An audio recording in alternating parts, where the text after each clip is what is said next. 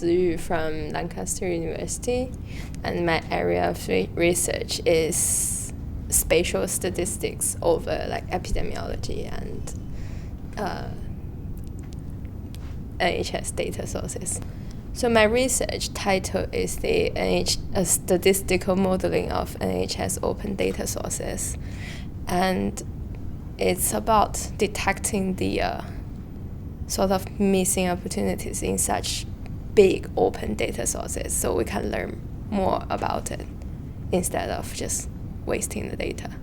So what I'm trying to do is do some spatial temporal statistical models over the data, and then hopefully be able to learn about the GP prescribing rate over them. So see the difference in GP prescribing rates, for example, and see whether it's a matter, whether that we can detect some more information about certain disease or drugs just from the prescribing rates and stuff.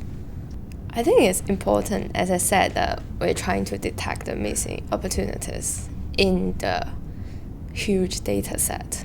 So in this way, we can learn more about it. And the spatial temporal models can help with, for instance, informing the decision making on healthcare sort of areas. And then it can potentially help us to detect some urgent phenomena earlier than we could before. So the impact of my research will be hopefully finding more useful information which can help us to make future decisions over healthcare from the big data which we can obtain easily now.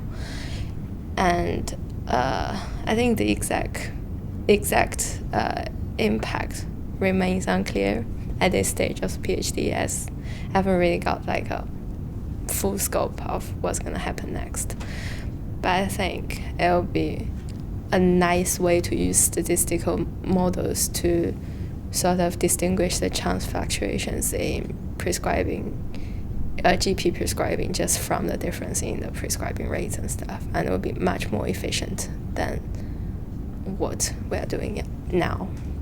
So the best thing about the PhD Symposium for me is I get to meet a lot of other people from different backgrounds, because I have a math stats background and I practically know nothing about medicine and epidemiology to start with. And from listening to what they are talking about and presenting, I sort of see more sort of clearer path of where my statistics can be applied. Sort of I can see more about the interest in epidemiology. Like before this, I didn't know whether the thing I'm doing would be of clinical interest or something like that.